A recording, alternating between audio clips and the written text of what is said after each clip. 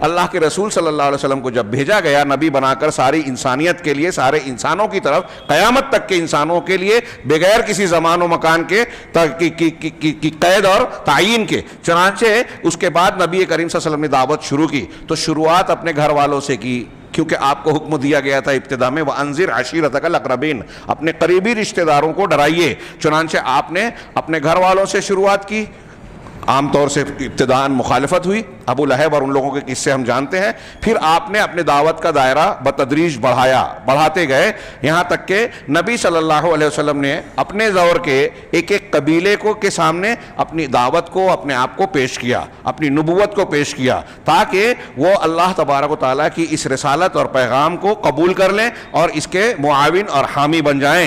چنانچہ اس راستے میں نبی کریم صلی اللہ علیہ وسلم کو بہت زیادہ تکلیفیں دی گئی، آپ نے خوب صبر کیا، ڈٹے رہے اور سارے معاملات کو برداشت کیا۔ بنیاد کیا ہے؟ کفار و مشرکین سے بنیادی جھگڑا کیا ہے کہ وہ اللہ کے یہاں واسطہ وسیلہ بنا، اللہ کو وہ بھی مان رہے ہیں، خالق مالک مدبر وہ بھی جان رہے ہیں، لیکن عبادت میں شرک کر رہے ہیں۔ اسی پر اللہ کے نبی صلی اللہ علیہ وسلم کا جھگڑا ہوا ان سے، اللہ کے نبی صلی اللہ علیہ وسلم کو وہ امین صادق سب سے اچھا انسان مانتے تھے، پھر بھی مخالفت کیا، کیوں؟ اسی عقیدے کی بنیاد پر۔ آج ہم یہ سوچتے ہیں کہ اس بنیاد پر نہ لڑیں، توحید کو پیش نہ کریں۔ اگر کوئی شرک کر رہا ہے، فاتحہ میلاد اور مختلف قسم کی بدعتی مجلسیں منعقد کر کے بزرگان دین اور نبی صلی اللہ علیہ وسلم کے تعلق سے شرکیہ عقائد کو اختیار کرتا ہے تو خاموشی اختیار کرنے کو ہم مصلحت سمجھتے ہیں۔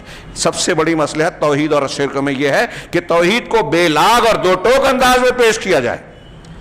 ہمارے ہاں جو لوگ دین کے قائم کرنے کی بات کرتے ہیں، اجر و ثواب کے لیے فضائل کو خوب پیش کرتے ہیں، بڑی محنت کرتے ہیں، وہ ہمارے بھائی ہیں، میں طنز و تعریض نہیں کر رہا ہوں، ان کو آگاہ کر رہا ہوں کہ اگر آپ واقعی مخلص ہیں، دین کا کام کرنا چاہتے ہیں، جنت چاہتے ہیں، تو جنت کے لیے سب سے بڑی اور بنیادی چیز کنجی لا الہ الا اللہ ہے۔ اسے سمجھیں، اس کی ضد کو جانیں، اس کے شرائط اور تقاضے کو سمجھیں۔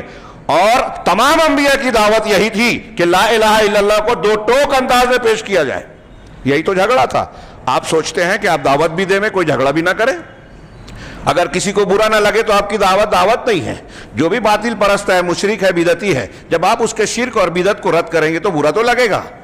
اب یہ الگ بات ہے کہ آپ اپنے طور سے حتی الامکان حکمت کا طریقہ اختیار کریں، اثر انداز ہونے والا طریقہ اور دلائل والا طریقہ اختیار کریں، اس کے باوجود شیاطین الانس والجن ہٹ دھرمی پر، عناد پر اگر آمادہ ہیں تو پھر موسیٰ علیہ السلام کے سامنے فرعون ہے، حضرت ابراہیم کے سامنے ان کی قوم اور نمرود ہے، نبی کریم صلی اللہ علیہ وسلم کے سامنے ابو جہل، عبداللہ بن ابی بن سلول، ابو لہب اور ایسے سرکش لوگ ہیں جو انبیاء کرام کے انتہائی اعلیٰ اخلاق کے باوجود ان کے دشمن رہے۔